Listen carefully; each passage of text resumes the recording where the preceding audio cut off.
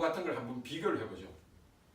우리가 공부 조금 했던 걸 한번 보면 불안이라는 것은 일종의 선반성적 차원의 근원적 존재의 어떤 갖고 있는 그 구조의 차원이에요. 그런데 두려움이라는 건 어떤 특정 대상이지 않습니까? 공포, 두려움. 왜? 두려움, 공포 같은 거는 없어지면 그 대상이 또 다른 대상에 의해서 대치가 되고, 없으면 또 그 공포에 갖고 있던 감정이 없어질 수도 있는 거죠. 말하자면 우리의 어떤 근본 구조로 봐서는 일종의 그 반성된 형태라고 볼 수 있는 거죠. 하지만 불안 자체는 그런 게 아니죠. 이 독어로는 앙스트라고 그러는데,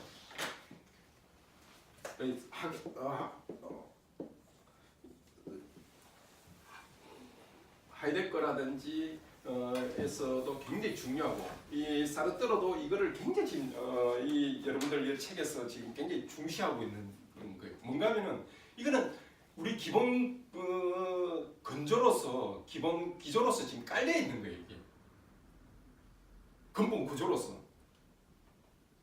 그러니까 우리가 이런 불안 때문에 이제 소위 말해서 뭐 쉽게 시험 불안 같은 것도 빨리 막 금방 불안으로 또 어떤 형태로, 형태화된 형태로 나타나고, 또 그게 발달돼서 공포로도 막 쉽게 막 나타나는 거고, 이런 것들이 왜 그렇게 쉽게 이렇게 나타나고 이런가 하면은 이 철학적 차원에서의 어떤 이 불안은 더 근원적으로 자기 자신에게 되돌아갈 수 있는 어떤 근본 계기로 보는 건데, 하이데거 같은 경우는 특히 이 불안이 바로 죽음에 대한 불안이고, 이 죽음에 대한 불안이라는 게 곧 시간성을, 미래의 시간성을 미리 끌어안고 있는, 살아가는 어떤 방식, 그때야만이 자기 본래의 어떤 삶을 살아갈 수 있는 어떤 근원적인 걸로 보는 건데, 사람들한테도 이 불안이 그와 유사한 어떤 방식으로 나타나요. 차이는 있지만 뭔가 하면은 이 방식과 우리가 이 두 방식을 비교를 해보면은 분명하게 우리한테 반성적 차원이나 에서 일어날 수 있는 어떤 감정이나 아니면 그런 것도 스티밍도 근원적 차원에서, 선반성적 차원에서 일어나고 있는 것과는 확연히 다른 방식이 나타나죠. 그래서 우리가 이 하이데거를 까지도 같이 이제 고려를 해서 하면은 이게 이제 시간성 개념이 이제 나옵니다. 인간에 대한 어떤 시간적 존재의 그런 방식, 이게 나오죠. 왜? 선반성적이라는 걸 잘 한번 봅시다. 이게 뭔가 하면은 지금 제 경험이 이제 그 선반성적인 어떤 구체적인 형태는 아까부터 쌤 질문할 때 그 노트를 들으셨을 때, 그런 다음에 질문을 하셨을 때, 인텐션에 대한 질문을 하실 때까지 다 내 지금 의식 속에 침잠대가 지금 남아 있는 거죠. 그리고 지금 앞으로 조금 있다가 또 아니면 선생님이 어떤 질문을 할까, 아니면 할 수 있는 어떤 가능성, 이런 것까지도 쌤을 지금 볼 때 그것까지 지금도 제가 얘기해가지고 미리 제 의식이나 아니면은 저희 어떤 그 기본 정조에 녹아서 지금 쌤하고 이제 볼 때 질문을 할 때나 아니면은 쌤을 다시 볼 때 그걸 지금 깔고 있는 거죠. 즉 인간은 시간적 존재예요. 죽음 자체가, 불안이 이게 왜 생기는가 하면은, 왜 이러는 게 있는가 하면은, 인간은 근본적으로 죽는다는 것은 우리가 자명하게 다 알고 있는 거예요. 근데 그 죽음이라는 게 이미 하나의 어떤 미래의 어떤 시간 형태가 내 속에 이미 녹아가지고 있는 형태가 바로 불안으로 나타나는 거고, 그거를 가능하게 해주는 것들이 바로 우리 시간, 즉 미래적 어떤 시간의 어떤 형태로 지금 주어져 있는 거죠. 그래서 인간은 시간적 존재인데, 이때의 시간이라는 것은 우리가 시계에서 보는 어떤 이게 단순히 산술적으로 그냥 앞으로 나아가는 형태가 아니라 과거와 미래 그리고 현재를 같이 융합해가지고 있는 그런 존재. 이제 후설 시간 논에 들어가면 뭐 텐지엄, 프로텐지엄 뭐 이런 게 막 나오고 그렇게 나와요. 하이데거한테도 뭐 그런 게 나오는데, 하여튼 인간의 어떤 근원적 어떤 그 존재는 바로 이 시간적으로 이루어져 있는 거고, 이게 바로 사르트르한테는 의식 흐름이에요. 이 말을 다른 말로 하면은 의식 흐름 하는 게 바로 사르트르한테는 이런 어떤 시간적인 어떤 의식과 같은 거예요. 이게 이제 그 현대 그 아주 넓은 의미에서는 현상학 가 가지고 있는 공유하고 있는 어떤 기본 개념, 물론 후설적 시간 개념, 하이데거적 시간 개념, 사르타르적 시간 개념이 다 차이는 있지만은 그 이면에는 하나의 공유하고 있는 게 인간은 시간적 존재잖아. 그리고 그 시간적 존재라는 것은 제가 좀 전에 이야기했듯이 미래와 과거 그리고 현재를 아울러서 같이 가지고 있는, 그게 사르트르한테는 의식의 흐름이라는 형태로 나타나는 거죠. 이제 여기서 여러분들이 그 실존주의는 휴머니즘이라고 하는 게, 혹은 여기 실존은 본질보다 앞서다는 게 막 다 설명이 다 되는 거죠. 여기 왜? 이때 실존이라는 그 자체는 그 인간한테 적용하면 자기가 자기 자신을 규정하려고 하는 뭔가 이런 의미에서 좀 특수한 형태지만은 이때 가지고 있는 건 뭔가면은 이 의식 자체의 구조로 보면은 의식이 계속 흐르고 있는 건데 그 중에서 반성적인 것만 규정해서 이루어지고 있을 때 그때의 어떤 의식 차원이 언제든지 그리고 자유롭게, 그리고 거기에 대한 어떤 의식 자체가 어떤 규정화된 게 아니기 때문에 바로 무라고도 할 수 있고 초월되다고도 할 수 있고, 왜? 항상 뭔가를 나가서 규정화하려고 하는 거니까 그렇게 되는 거예요. 그래서 이때 그 선반성적인 거는 이미 초월화된 어떤 의식 경험일 거고, 이 초월하는 의식, 즉 반성적 의식은 뭔가 자꾸 대상화를 나가서 대상화하고 규정해야 되는 거예요. 그때야만 이 자아가 이제 탄생이 되는 거죠. 그래서 자아가 탄생된다는 차원은 바로 이 반성적 차원을 말하는 거고, 이 선반성적 차원에서는 이 자아를 탄생하게 해주는 그 근거, 이런 걸로 볼 수가 있죠. 예, 선.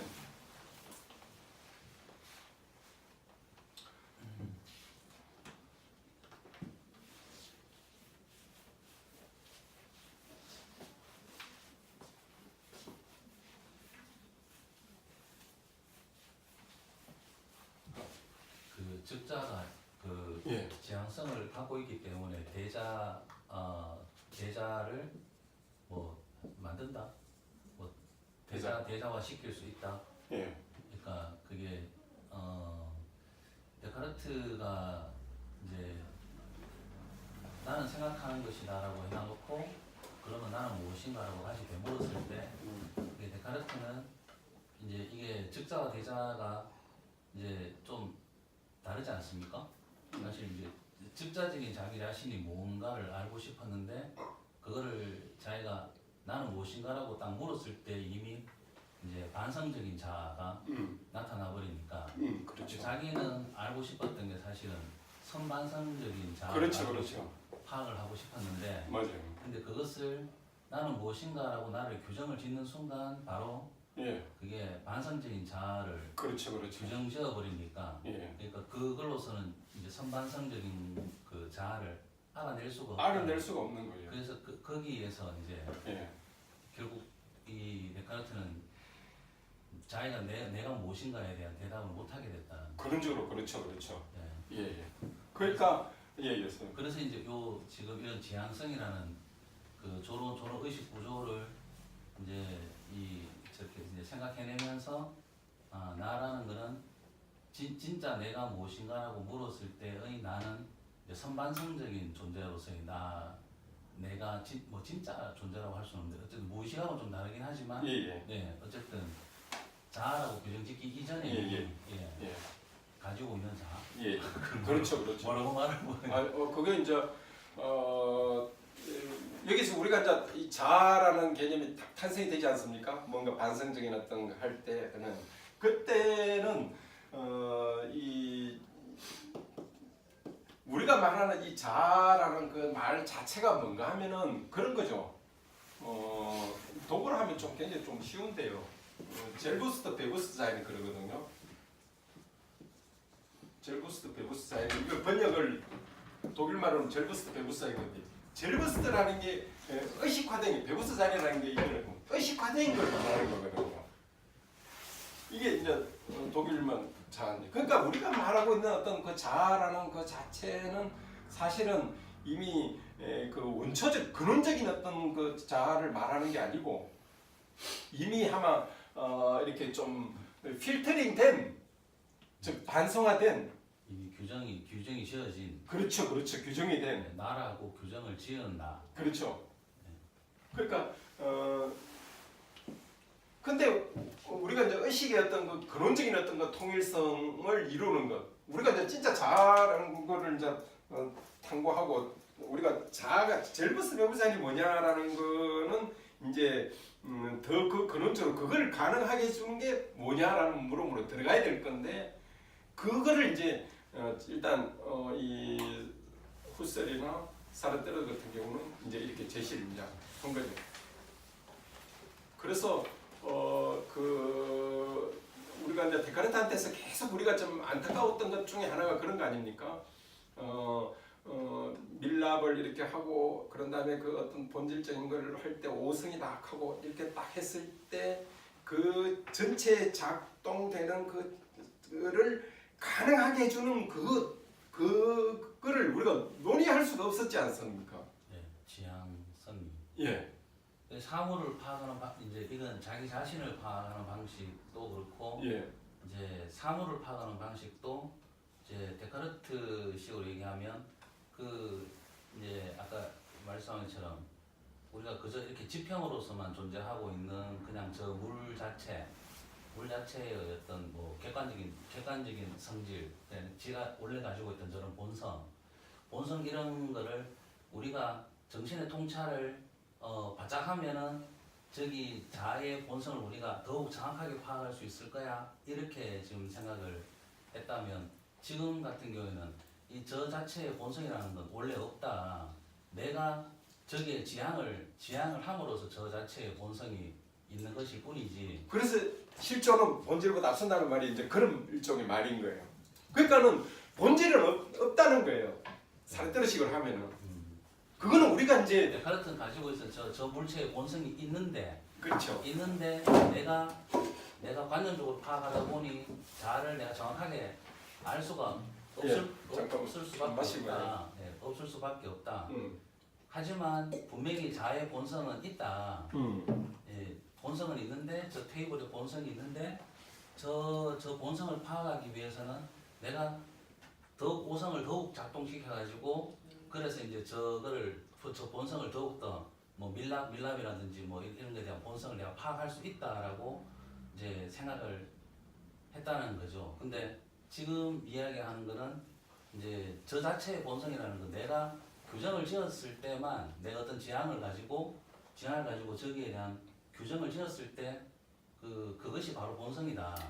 그 이상의 본성은 뭐 없다고. 네, 없다고 생각. 그러니까 쌤 이제 그렇게 질문하기 전에 이제 딱 끊어가지고 칸막이를 딱 쳐가지고 이거는 지 혼자 충만해 있는 거예요. 네. 근데 우리가 이제 의식화 딱 관계를 맺을 때는 우리의 의식이니까 그 의식이 이제 쌤이 이제 뭐 아주 나쁜 의도만 안 가지고 있다면은 우리 제하고 너는 인텐션이 이제 비슷하게 이제 들어오는 거죠. 근데 만약에 부시맨이 왔을 때는 또 다를 수 있죠. 인텐션을 지금 이걸 다르게 보니까 그거는 이제 어떤 문화의 어떤 거라든지 그런 것들이 이제 또 다시 논의가 되어야 되겠지만은 우리의 어떤 이런 데서는 그런 지금 인텐션이 지금 작동하는 거죠. 그래서 아까 쌤이 한수산 쌤이 질문 잘하셨는데 그냥 의도하고는 또 다르게 우리가 커먼 센스가 유통이 되고 있는 차이에서는 비슷비슷하게 이걸 이제 어느 정도의 본질을 파악하는 거고 있는 거죠. 그러나 그것이 꼭 이것의 본질이라고 100% 이라고를 할 필요가 없다는 거예요. 우리는 하지 말자는 거지. 그냥 그러지 마. 그렇게 해서는 안 된다는 거죠. 이거를 만약에 이런 대상에 서 있지만 우리가 인간에 집어넣으면 더 풍부한 효과가 나오죠. 그림에 대해서나 어떤 예술 작품이나 이런 데 대해서는 우리의 이런 어떤 의식 방식으로 세계를 바라보면은 훨씬 더 이 세계를 더 풍요롭게 다양하게 설명을 설명할 수 있는 거죠. 그게 이제 이 현대 들어오면은 제가 전번에 그 강의를 할 때 그렇지 않았습니까? 후설 같은 경우 이제 텍스트를 하나 인용하면서 철학적 성장.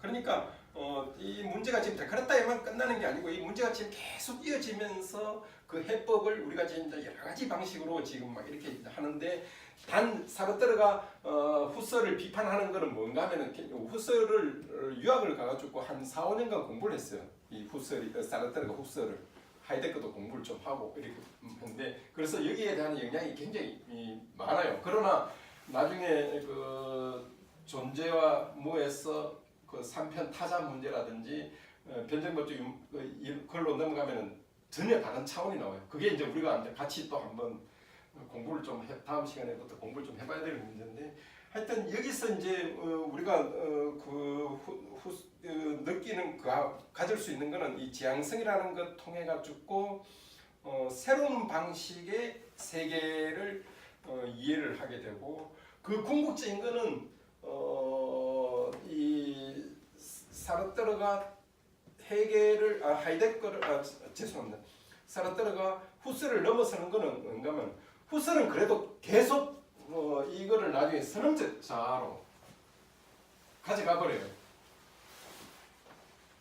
근데 사르트르가 이제 그 점에서 이제 벗어나면서 자기의 어떤 고유한 또 철학적인 나오죠. 그거는 이제 다음 시간에 우리가 좀 더 한번 타자 문제와 관련해 가지고 조금 더 이제 논의를 조금 더 이렇게 그러니까 의식 제가 지금 던지는 질문은 뭔가면은 데카르타의 어떤 전통에 따르면은 계속 무슨 문제가 나오는가 하면은 의식이 대상을 파악을 할 때 그 대상이 의식의 대상으로 되는 하나의 고난을 할 수 있는 고난을 자한테 줘버리면 그게 이제 후설한테 그게 그렇게 나타나죠. 그렇게 돼버리면은 다시 데카르타가 갖고 있는 어떤 문제로 회귀하게 되는 거죠. 그러니까 그 문제를 이제 사르트르는 전혀 다른 방식으로 이제 돌파를 하죠. 일종의 철학적으로는 그 유아론에 대한 어떤 전혀 새로운 어떤 방식으로 문제를 이제 제기를 하고 풀어나가죠. 그래서 지금 우리가 이제 데카르타를 공부를 하고 지금 사르트르로 넘어왔지만은 계속 지금 데카르타가 가지고 있는 어떤 이 문제점을 어떤 방식으로 지금 풀어나가고 어떤 식으로 이제 그 제기를 하느냐를 전체 이 테마 1과 테마 2를 통해서 이제 우리가 이제 공부를 계속 해 나가는 과정이 있는 거죠. 그래서 우리가 이제 오늘 우리가 공부한 것 이 현상에 대한 새로운 개념. 그 다음에 두 번째로 지향성에 대한 어떤 개념. 그런 다음에 세 번째로 그 밑에 근원적으로 자리 잡고 있는 거는 인간은 시간적 존재자다.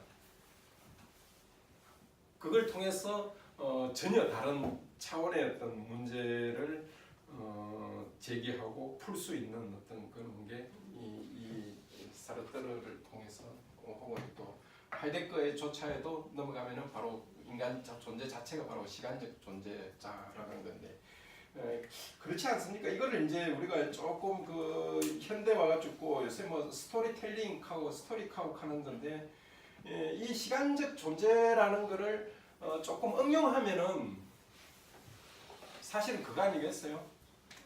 요새 뭐 한참 많이 이야기하는 어떤 스토리텔링으로 나타날 수밖에 없지 않겠습니까? 스토리텔링이라는 게 기승전결을 하는 과정에서 자아가 어떤 경험을 쭉 거치면서 그 자아의 자기 경험을 어떤 하나의 완성된 어떤 형태로 가느냐. 그런데 철학적으로는 인간은 시간적 존재자지만은 그게 이제 일상적 그 어떤 차원이나 아니면 어떤 문화의 어떤 한 현상으로 나타나는 거에 바로 그 소위 말하는 스토리텔링도 거기에 어떤 하나의 속하는 어떤 현상으로 볼 수 있다고 그렇게 볼 수 있습니다. 예, 여기까지 강의는 여기까지 하고 지금 이제 질문 좀 받고 질문이 아주 기초적인 질문도 괜찮아요. 왜냐하면은 이게 지금 조금 아주 어려운 것들을 지금 한데 뭉뚱그려 가지고 설명을 해버렸기 때문에 그 부분마다 조금 더 이렇게 그 이해가 안 되는 거라든지 아니면 제가 설명이 조금 미진했다든지 그런 게 있으시면은 조금 그 질문을 조금 오늘 관장님 계셨으면 할 이야기가 많았을 건데 그림이 나와가지고 관장님 오늘 안 나오셔가지고 예 다른 질문 좀 있습니까? 저 즉자와 대자라는 예, 예. 거하고 예. 이제 선반성 예예예. 선반성적인 것 예, 예. 그리고 반성적인 것 그게 서로 대응하는 거 맞습니까? 그러니까 즉자라는 것이 선반성적인 것이고 아 대자가 예, 그 비슷한 의미로 그렇게 비슷하다라기보다는 그렇게 대응되는 구조가 맞습니까? 즉자가 선반성적이고 대자가 근데 이제- 반성적인 아니 그런 근데 것이나요? 이제 이거는 이제 우리가 물체에 대해서 설명하는 거고 아, 싱에 싱절에 들어가는 거고 빙에 들어가는 거고 혹은 불어는 에테르에 들어가는 거거든요. 근데 여기는 의식 차원인 거죠. 의식 차원이에요. 그러니까 여기는 그러니까 이제 선반성적인 것과 반성적 차원의 이제 이게 순환하는 거는 다른 게 아니고 같은 거. 예. 근데 이제 뭐가 다른가 하면은 이 밑에 있는 걸 끌어올려 가지고 뭐 어떤 걸 대상을 할 때, 지각을 할 때라든지 그럴 때 제가 지금 의식을 한번 설명해 볼게요. 그냥 현상적으로 사실적으로 제가 지금 이 막 지금 여기 앞에 있는 걸 막 보지 않습니까? 그냥 이렇게 내가 지나가면서 그냥 하면 이게 이제 내 의식 속에 지금 막 돌아가지고 지금 막 하겠죠. 그러면 지금 요반성으로 지금 돌아와 있는 거죠. 지금 막 이렇게 제가 그냥 아무 생각 없이. 근데 딱 지금 박 선생님이 지금 코를 대시고 이렇게 있다 이렇게 딱 하면서 초점을 제가 저쪽으로 딱 좁을 때는 이게 지금 다 물러나 버리고 그 밑에 깔려져 있던 거 하면서 셋만 지금 제 의식화에 그러면 이게 이제 지금 반성적 의식화로 제가 이제 보면서 제 의식이 이제 그때 자가 이제 딱 가는 거죠. 그래야지 이제 개념이 생기고 아 내가 뭘 생각했다 하는 게 나올 거고 그런 다음에 칸트식으로 하면은 이시덴케 나는 모든 걸 생각할 때 어떤 이시덴케가 안 들어갈 수 없는 내가 생각하는 아이싱크가 안 들어갈 수가 없는 거죠. 왜냐하면 그렇지 않으면 내가 지금 말을 할 수 없는 거니까 개념화가 떠올려서 생각할 수 없는 거니까 뭔가 지금 개념화 떠올리고 생각을 한다는 그 자체가 이미 그 밑에 아이싱크가 지금 들어가가지고 같이 작동하고 있는 거예요.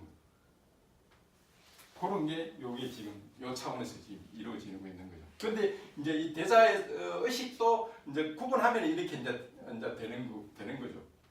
그래서 이걸 이제 자기가 자기를 그거 한다고 할 때는 의식과 뭐 이렇게 문제가 자기 그거 할 때는 그때 이제 실존 개념이 되는 거죠. 그러니까 이 대상 자체도 그 자체로서 만약 이게 없고 우리가 아직 이걸 생각을 안 하고 생각을 할 수 있지 않습니까? 왜? 아직 요 논리적으로 본질론적으로 그러면은 이거는 지 혼자서 그냥 충만해 있는 거예요. 그냥 지 혼자서 거기 본질을 가지고 있고 지 혼자 이 본질은 우리가 생각을 집어넣었을 때 본질이라는 게 아니고 뭔가 지 그걸 가지고 있어야 되지 않겠습니까? 논리상으로. 근데 뭐 세 가지 조건이 있는데 제가 지금 기억이 잘 안 나는데 본질 뭐 이렇게 있는데 그런데 이제 제가 이제 뭔가 어떤 개념을 딱 집어넣어가지고 이걸 뭐라고 생각을 딱 하면은 소위 말해서 이제 뭔가를 하나 집어넣어서 내 가져오지 않습니까? 그럼 이때 이제 반성적 작용이 할 거고 여기가 하나의 규정이 되고 규정이 되니까 자기로서는 부정되는 거잖아요. 뭔가 원래 가만히 순수하게 있던 건데 의식이 딱 들어가 뭔가 떼어 나가니까 그게 부정되는 거잖아요. 자기 그걸로서. 그러니까 의식이 뭐 부정 이렇게 되는 거예요. 초월. 그러고 이게 가려면은 뭔가 가서 가져오는 거니까 그때 또 초월 뭐 이런 게 붙일 수 있는 거. 여기다가 이제 초월 뭐 이런 거 뭐. 그러니까 자유롭게 가는 거고 뭐 본질도 없는 거고. 그리고 이 있는 게 그 자체가 먼저 더 우선적인 어떤 그런 그렇게 되는 거죠. 예.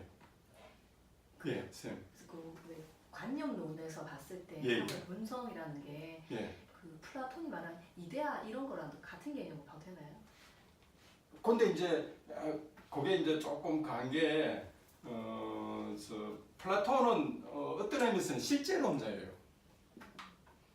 본질이라는 면에서는 같을지 모르지만 왜 실제론인가? 실제론이라는 말 자체가 무슨 말인가 하면은 이게 이제 그 쌤들이 공부할 때 조금 어려운 것 중에 하나가 이 자꾸 뭐 이상한 용어들이 익숙지 않은 용어들이 나와가지고 거기에 대한 정확한 개념 게다가 또 철학자마다 또 쓰는 그 개념들이 다 달라가지고 이게 이제 여기 지금 이제 제가 이제 전에 칸트 한번 설명할 때 제가 선험적이라는 말을 이제 썼어요.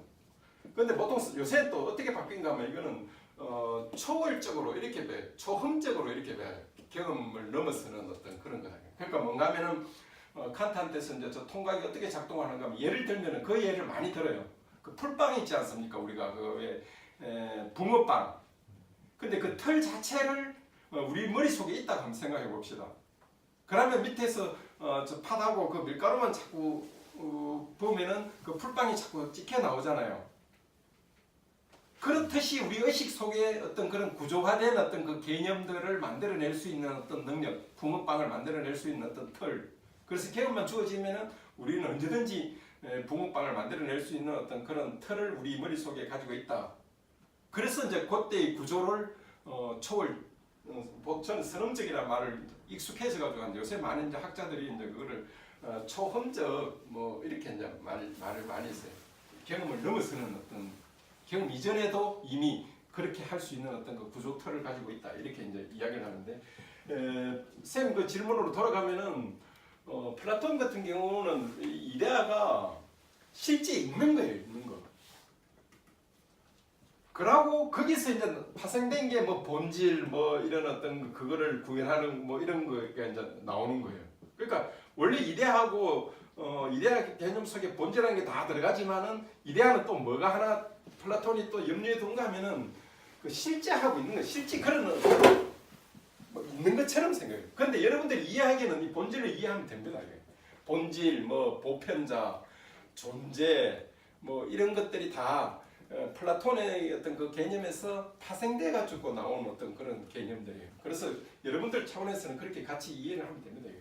그러나 이제 하나 여러분들이 이제 좀 더 지금 이렇게 우리가 과정을 끝나고 나중에 어느 순간에 이제 여러분들이 독립을 할 때는 늘 주의해야 되는 거는 텍스트마다 그 의미들이 미묘하기 때문에 차이들이 있기 때문에 늘 그 텍스트 속에서 그 개념들을 이해하는 어떤 방식이에요. 그래서 제가 이제 뭉뚱그려서 뭐 이렇게 뭐 시간 흐름 이렇게 했지만은 실질적으로 또 사르테르 자체에서 아니면 후셀 자체에서 하이데거 자체에서 들어가면은 또 개념들이 이거 조금 차이가 이렇게 막 나요. 그거는 이제 여기 강의의 어떤 특성상 이 요약적인 썸머리를 해야 되니까 그런 어떤 제약점이 있다는 걸 여러분들이 아시고 여러분들이 이제 혼자 공부할 때는 늘 텍스트 속에서 어떤 개념이 어떻게 나오는지는 그 각각의 어떤 주의를 갖고 그러니까 어떤 의미에서는 사다리로 생각하시면 됩니다.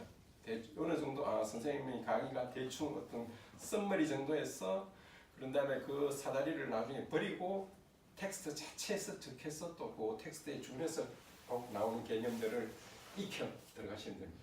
그러면 샤르트르에서 존재는 본질에 없습니다고 했을 때 존재를 우리가 실존하고 같은 개념으로 이해를 하면 됩니까? 예, 그게 이제 예, 그 실존과 존재의 어떤 그런 뉘앙스 차이나 조금 있죠. 조금 있어요. 샤르트르, 뭔가 하면은 이제 내가 여기 대상에 대해서 이제 뭔가를 집어넣지 않습니까? 그러면은 얘가 지가 나한테 집어넣을 때 의식할 때 지도 동해야 되지 않습니까? 그럴 때는 실존이 되고 이 자체도 동하지 않고 있는 어떤 그 상태에 있지 않습니까? 그럴 때는 그냥 존재 이렇게 이제 봐야 되는 거예요. 그게 이제 그 텍스트를 읽을 때마다 막 이렇게 좀 헷갈리고 조금 그런데 기본적으로 논리적으로 이렇게 추적해 들어가면 그렇게 할 수밖에 없지 않겠습니까? 이게 샤르트르는 어쨌거나 실존주의의 뭐 대명사처럼 뭐 그래서 근데 뭐 이제 현대에 들어와가지고 이거를 그렇게 이제 하는 분이 있어요. 제가 성함은 제가 말씀을 안 드리겠지만은 이거를 실존이라고 하지 말고 현존으로 보자. 그럼 실존과 현존의 차이가 좀 있습니까? 그러니까 이제 개념상에 그 현존은 뭐를 강조하는가 하면 있다는 걸 좀 강조를 하는 거고 현재를 예, 있는 거를 강조하는 거고 실존은 뭔가 하면은 뭔가를 이제 뭔가 자꾸 의도하잖아요. 지향성이 아까 우리가 의도했듯이 뭔가 규정화시키려고 하고 뭔가 관계를 맺잖아요. 그 관계를 맺을 때는 이미 아마 사실은 실존이라는 개념이 들어가는데 사실은 두 개념이 다른 건 아니에요.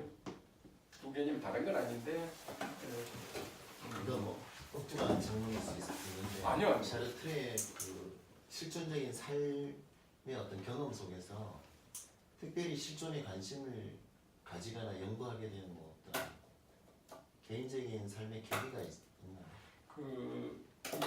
특별히 사르트르 평전 중에 굉장히 좋은 책 중에 하나가 레비라는 그 사람 진 책도 번역된 게 좀 있어요. 뭐 자본주의 얼굴을 한 뭐 그런 책도 옛날에 좀 나오기도 하고 굉장히 그 사르트르에 대해서 정평전을 쓴데 그 책이 제일 지금 정평이 있어요. 근데 그 사람 책을 이렇게 쭉 읽어보면 사르트르가 어릴 때 자기 아버지가 일찍 돌아가셨어요. 돌아가고 자기 할아버지 밑에 크고 있는데 워낙 책을 많이 보고 이렇게가 자기 그 사람의 어떤 그 성장 과정 자체가 환경적으로는 그러고 이제 아버지 자기 엄마가 재혼하면서 그러는데 그 아버지를 또 그렇게 미워했었어요.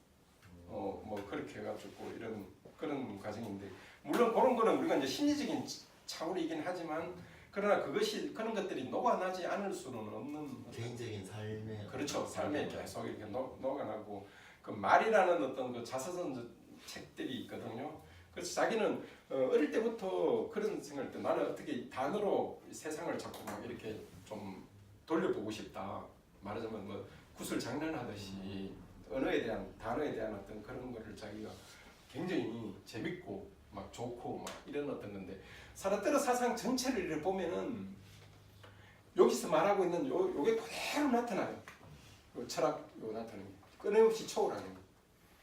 계속 자기 생각을 극복해 나가고 부정해 나가고 이렇게 나가. 나중에는 유대교로 개종을 해요. 근데 이제 사람들이 그렇게 해 유대교를 개종을 하니까 저 이제 좀 정신이 좀 혼미해가 저런 게 아니냐 하고 하는데 그냥 그 정도로 유대교의 특징 중에 하나는 뭔가 하면 신이 실제하는 거거든요. 기독교하고 달리 실제 그게 이제 기독교하고 달라지는 것. 근데 마지막에 사르트르가 그 유대교로 개종을 하고 랍비의 깊은 그거를 공부를 하고 되는데 근데 이제 그 전 과정 자체를 제가 이렇게 사르트르를 이렇게 보면은 너무나 그 사상의 어떤 그 흐름이 변해지고 발전되고 나오고 나중에는 그 중간 그 아주 결정적인 또 그 계기가 하나는 또 두 번째 그 중요한 계기는 하나는 나중에 막시즘을 받아들여요. 근데 그 밑바탕에 그 자기의 어떤 그 이 주체 개념 이거를 깔고 받아들여요. 그러니까 완전히 막시즘은 아니지만 그렇게 그게 이제 저희들하고 이제 마지막 강의 때 사르트르 마지막 강의 때 그거 한번 조금 막시즘을 그럼 비판적으로 수용한다는 그렇죠. 비판적으로 이제 수용을 해요. 그래서 상당히 흥미로운 사상가고 특히 이 타자 문제는 제가 계속 지금 어떤 교수님 이름이나 아니면 이야기를 안 하는데 그 이 타자가 사르트르한테 이 타자 문제는 현대 모든 다른 레비나스에서 특히 이 타자 문제가 굉장히 대두가 되거든요. 그런데 다 아류라 그래요. 그 정도로 이 사르트르의 이 타자 문제는 아주 독보적이고 독창적인 어떤 그런 면을 가지고 있어요. 이 타자 문제는 유아론의 극복을 하기 위한 철학적 해법이거든요. 데카르트에 대한 결정적인 해법이거든요. 후설도 대답을 못했어요. 왜냐하면 후설도 결국 선언적 자아로 가버리거든요. 그런데 이 사르트르는 이 타자 문제를 자기 나름대로 해서 진정한 의미에서의 데카르트 극복자라고도 볼 수 있고 현대 철학에 대한 새로운 어떤 그 타자 문제. 그러니까 지금 뭐 소수 문제, 뭐 성 문제, 그런 다음에 뭐 이민자 이런 문제 전부 다 그게 소수 문제이지 않습니까? 즉 다른 말로 하면은 타자 문제예요. 이게 사르트르를 통해 가지고 우리가 이제 새롭게 또 한번 이렇게 조명해 볼 수 이게 있는. 어쨌거나 사르트르 시대에 경험한 제2차 대전 세계 전쟁하고 그 타자하고의 관계 예. 있습니까? 예, 그 특히 이제 이 식민지 경험을 갖고 있지 않습니까? 프랑스는 독일은 이 식민지 경험이 적거든요. 그러니까 이 타자 문제에 대해서 그렇게 이렇게 대두와 주제화가 되지 못해서 철학계 자체에서. 그러나 프랑스는 이 식민지 알제리 뭐 이런 걸 통해서 내분도 많고 그게 굉장히 많은 그걸 일으켰거든요. 거기서 그래서 그 타자 문제가 아주 철학의 중요한 문제로 대두가 되고 철학에서 이 중요했던 문제는 곧 바로 사회, 뭐 정치, 경제 문제로 곧바로 다시 주제화되는 어떤 그런 문제가 되죠. 그럼 유대교를 개종하기 전에는 무신론자에 가까웠고 그렇죠. 여기 우리 텍스트도 보면은 그러지 않습니까? 하이데거하고 뭐 마르셀하고 이제 이렇게 분리를 하는데 하나는 무신론적 실존, 무신론적 실존주의. 네. 사람들은 끝까지 무신론적 실존주의자로 남아 있었어요. 근데 마지막에 이제 그렇게 됐어요. 유대교로 받아들인 건 어떻게 보면 뭐 정말하기엔 개종이 아니고 무종교에서 종교를 받아들인. 근데 이제 뭐라고 봐요? 그렇게 되면 이제 아주 사람들한테 굉장히 결정적인 어려움이 나오는 게 뭔가 하면은 물론 사람들로도 이제 이야기를 하면서 인간은 끊임없이 신적 존재로 나아가는 과정에 있다, 여정이다 이런 말을 하거든요. 아, 그래요? 그런데 그거는 이 차원에서 이해가 돼야 되죠. 그런데 이 주체성 관점에서 그렇게 이해가 돼야 되는데 사르트르가 이제 자기 그 과정에서 그렇게 이야기를 하고 나중에는 그렇게 유대교로 넘어가 버려요. 그래서 서구 사상 자체는 우리가 데카르트에서 굉장히 공부를 많이 했지 않습니까? 그 신문제를 고비마다 신문제가 나왔지 않습니까? 그러니까 아까 전에 그 사르트르는 쌤이 그 하신 관념론 이거 할 때도 이게 이제 누가 제일 그거 한가 하면 버클리인데 그게도 신림 문제가 또 나와요. 안 할 수가 없는 거죠. 왜냐하면은 이 사람들도 아는 거죠. 내가 이 관념밖에 없는 거 여기 존재는 바로 이 관념이 된 것뿐이다 이렇게 하면 계속 무슨 문제가 나오는가 하면은 너가 경험했는 그거하고 내가 경험했는 거하고 다른 사람 경험하고 어떻게 같을 수 있느냐 이런 문제가 나오거든요. 그러니까 이 버클리 같은 경우도 신 문제가 또 대두가 돼요. 데카르트의 신의 한계를 사르트르가 극복한 거 아닙니까? 그래서 이 타자 문제에서 나름대로 극복을 한 거죠. 나름대로 철학적으로는 이 문제가 그 자체의 논점 자체가 실패했는지는 또 다른 문제지만은 일단 그걸 하나 해법을 제시를 하죠. 그걸 이제 우리가 나중에 강의 마지막 때고 한번 좀 짧게 좀 다룰 수 있을 것 같아요. 그래서 예.